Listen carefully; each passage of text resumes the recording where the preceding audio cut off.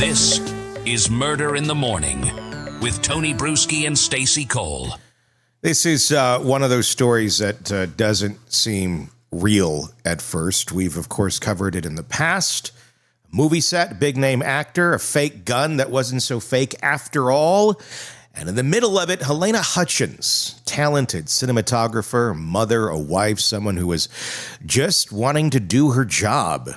And in an instant, everything went horribly wrong. There is a new Hulu documentary coming out, Last Take, Rust, and the story of Halyna isn't just about what happened on the set in Santa Fe, New Mexico on October 21st to 21. It's about why it happened. And it turns out that's a much bigger, messier question than most people actually realize. Let's take a look at the trailer for this film and get a better idea on what we're looking at here as it gets close. Halyna was going to shoot a film called Rust. She went out and never came back. 911, what's your emergency? We got two people shot on a movie set accidentally. The actor on set, Alec Baldwin.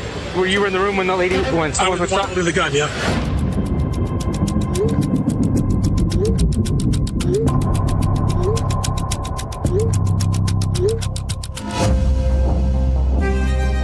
A bullet went through her and then from her into me. No accident just happens out of the blue. Every accident is preceded by a series of failures. We don't have enough time and we don't have enough money. You're always working against the chaos. It very quickly felt like somebody was going to get hurt if something didn't change. There's so much footage that she made that's so beautiful. She put her soul into it. We were setting up for a shot. Halyna is standing to the right of the cameraman. It sounded like an explosion. She looked up at me and said, I can't feel my legs. I do have some very unfortunate news. What? She didn't make it. Everybody stops what they're doing, and I need the film secured. This is a crime scene. It's just complete chaos. Stand right over here. Everyone's like, what? How could there be a bullet? A live bullet got put in the gun. Oh my God. What's your job? I'm the armor. She had little experience. Why would there be live ammo on the set? I have no idea. 6 live bullets were floating around on that movie set. What people really wanted from this was entertainment. Just an ugly frenzy, and they erased her from it. Someone is responsible. I can't say who that is, but I know it's not me. What really happened on that set?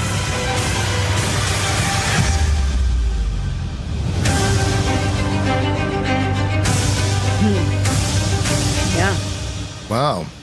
So that is, wow, that's out. I didn't even know it was out. So director Rachel Mason, a close friend of Hutchins, made the film with one goal in mind: to honor Halyna's life. But as she dug deeper, it became clear that this wasn't just a tribute. This was an autopsy of a disaster. Halyna Hutchins loved her work. How much is clear from the footage and personal messages shown in the documentary? Rust wasn't just another job to her. It was a project that she believed in. She was excited about the film, proud of the visuals she was creating. She was fully invested. And then, in a moment no one can take back, she was gone. It happened inside a small wooden church on the set. Alec Baldwin, the star of one of the film's producers, and one of the film's producers, was handed a Colt .45 revolver for a rehearsal scene. It was supposed to be a cold gun, a term that means there are no live rounds inside, except somehow there was. Baldwin raised the gun, aimed it towards the camera, and pulled the trigger. A bullet that passed through Halyna Hutchins' chest and struck director Joel Souza, who was standing behind her. Hutchins was rushed to the hospital but did not survive. A fake gun, a real bullet, a movie set that turned into a crime scene. Although it wasn't a fake gun. The immediate aftermath was pure chaos. Authorities swarmed the location. Baldwin, in visible shock, was questioned by investigators, struggling to process what had happened. The Rust production had already been on shaky ground before the shooting. Crew and members had been complaining about unsafe working conditions, though, long hours, and most disturbingly, gun safety issues. In fact, just days before the shooting, Several crew members actually walked off the set in protest. The warning signs were right there, and no one listened. And now someone was dead. The documentary doesn't hold back. It includes footage of Baldwin being informed that Hutchins had died. His face is a mix of disbelief, horror, and the realization that no matter what happens next, this moment would define the rest of his life. As the investigation unfolded, the questions started piling up fast. How did the live round make its way onto the set? Who was responsible for making sure that gun was safe? And at what point does negligence turn into criminal liability? The film's armorer, Hannah Gutierrez-Reed, was young and relatively inexperienced. She was in charge of handling all the weapons on set. In theory, she should have been the last line of defense, the person making absolutely sure that the gun was safe before it got anywhere near Baldwin's hands. But then came reports that crew members had been using the prop gun for live target practice. Let's sit with that one for a second. A Hollywood set, a place where safety should be paramount, where weapons are supposed to be checked and rechecked and then checked again, and people were casually firing live rounds for fun? That's not just reckless, that's criminally stupid. And then there's the assistant director, Dave Halls, who allegedly handed Baldwin the gun and declared it cold without actually checking it. It's like handing someone a rattlesnake and saying, "Oh yeah, totally defanged," without even looking in its mouth. So who's to blame? Baldwin, as an actor, insists he was just following directions. His job was to point and shoot. The acting kind of shooting, not the real thing. But Baldwin wasn't just an actor on Rust, he was also the producer. Which raises a question, did he have a responsibility on this? Not just as a performer, but as the boss, to make sure safety measures were followed. Gutierrez-Reed, meanwhile, was charged with involuntary manslaughter. Prosecutors argue that she was the one person whose job it was to catch that live round before it ever got near Baldwin. Baldwin himself was also charged and then had those charges dropped, then had them reconsidered again. It's been a legal roller coaster that's still playing out in real time. But here's the thing. The documentary isn't just about pointing figures, because the truth is this wasn't just one person's failure. This was a system-wide failure that played out in real time. The film industry has long had a good enough attitude when it comes to safety. Sure, there's rules, protocols, and official ways things are supposed to be done. But corners do get cut, schedules run tight, budgets are slashed, and it's always easy to say nothing's ever gone wrong before. Until it does. The documentary makes it painfully clear this wasn't a freak accident, it was preventable, and Halyna Hutchins should still be here. One of the most complicated aspects of the Rust tragedy is what happened after the shooting. The production didn't shut down forever. In fact, they went back and actually finished the movie. And the kicker? Hutchins' widower, Matt Hutchins, was brought on as an executive producer. Now, on the one hand, that could have been seen as a way to make sure Halyna's legacy was honored. On the other, it raises an uncomfortable question. Should this movie even exist? Think about it. If your loved one died because of a movie, would you really want that movie to be completed? It's one of those moral gray areas that Last Take isn't afraid to confront. And then there's Alec Baldwin. He's gone back to work. He's filming again. He even launched a reality show with his family, a move that some people found, well, questionable. Because while lawsuits are still ongoing, while the legal battles rage on, he gets to move forward. Halyna Hutchins does not. At the end of the day, Last Take is about more than just Rust. It's about how we treat safety in workplaces everywhere. Whether it's a factory, construction site, or a Hollywood set, when people raise red flags, they need to be taken seriously. Because when they aren't, people die. This wasn't just an accident. It was a failure at every level. The only way to make sure it doesn't happen again is to stop pretending that it never should have happened in the first place. Despite a video showing what appears to be a cold... actually, this is a different story I'm going on to there. Okay, that's the end of that one. Yeah, I mean, this totally should have been preventable.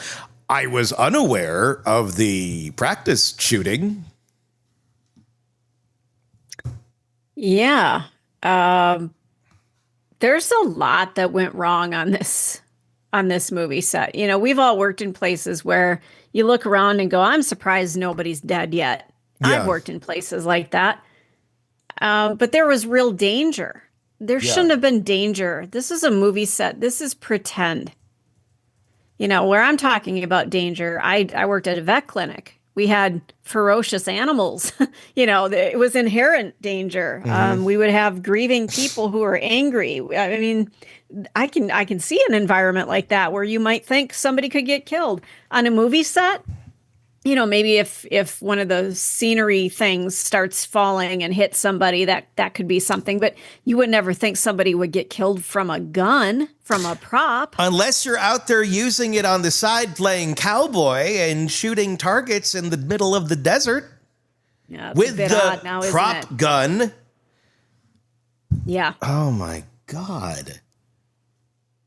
It feels like negligence, doesn't it? Now that puts a new level of negligence on it, honestly. Whose idea was it to do that? Because how did live rounds get on the set? Well, that's how they got on the set. Somebody had live rounds, and you're all practicers. People are out there practice shooting for fun out in the desert, you know, when you're not on call. Yeah. That's your answer. That's how they got there. Who did that? That's the answer. And why did this never come up in the trial? It's a very good question. Influence? Power? Because we know who was playing with it, don't we? Well, no, we don't. We do not know who is practice shooting out there. We do not know the answer to that I thought Alec question. was. No, it says nothing of that. So, no, we don't know who was out there practice shooting. Interesting, because my recollection is that he was doing some of it. Well, I don't see that as confirmed in anything here. I could be wrong, but I can't say that that's a fact. I mean, that's just an allegation. So I don't know. I mean, it could be. I guess we'll have to find out the answer to that question, surely. But it says crew members. I get it. I mean, I can see this. Nobody's thinking of the safety issue. They're just, we're out here, you know, shooting this thing. Let's go do this. But that's why you don't ever put a live round on a set, period. Mm-hmm. Oh, I guess what I was seeing was that he was practicing. He was rehearsing. He wasn't pretending out in the Wild West. He was actually doing his Yeah, exactly. His practice. So, no. But yeah, I get it. If you're not experienced, you're a young, dumb crew member, and you're like, hey, let's go do it. That sounds like what could possibly go wrong. Because in the act of you're going out and practice shooting, probably not a whole lot is going to go wrong. Yeah. Until those bullets are still in the gun. So who's responsible for that? That is a good question. And I don't think it's right that she's in prison and Alec got off on it. I think there was so many flaws in the case that, again, horrible accident. Nobody intended for it, but you can't assume Alec Baldwin is literally going to check the gun every time he's using it. That's why you have people that do that clearly did not do that. Mm-hmm. Yeah, but again, you know, devil's advocate here, people who are very trained in firearms would say, and again, you're on a movie set, you don't expect it to be a real gun, but it looks like a real gun. No, you expect it to be a real gun. Well, then you have a responsibility as if you are a trained firearms person that every time you hold a gun in your hand, you treat it as though it's loaded. Yeah. That's how I've been trained. I've got concealed carry. I've fired so many times I can't even tell you. Yes, but when they're shooting blanks and they're shooting dummy rounds. Right. But you're also pointing it at a person. You are, but how are you going to, I mean, I know if you're like, you truly know what to look for, you could identify a dummy round versus a real bullet, but not everybody has that. I mean, that's where the armorer, and that's what she was. So she does hold more responsibility, I think, than Alec Baldwin does on this. But at the same point, she's completely inexperienced. So I think that played a huge role in it. Where did the damn bullets get onto the set? That's the question. That's the $1 million question, because whoever did that They are the negligent ones. And who is putting it with the guns that are going to actually be used on screen? Right. Those two should never mix, ever. I mean, number one, there just shouldn't be the live bullets unless you need it for a shot, and then it's planned. But you're not mixing it. Oh, God. Yeah. That's another messed up case. I'm interested to hear the arguing from the attorney, because it looks like, or the DA, because it looks like she's on there, or the attorney for the state is on there as well, who got shut down in the in the trial. I don't know. What an interesting situation. I don't know that I would ever see the movie. I didn't know they finished it. I thought it was like closed down and done. You'd think. Yeah. Surprise. You'd think. Yeah. Wow. Yeah. Well, I'm going to watch that doc. And then I'm going to watch Rust, I guess. The world of true crime never stops, and neither do we. Press subscribe now to get daily updates, in-depth analysis, and expert opinions from the Hidden Killers podcast and True Crime Today. She was the perfect wife, always smiling, always supportive.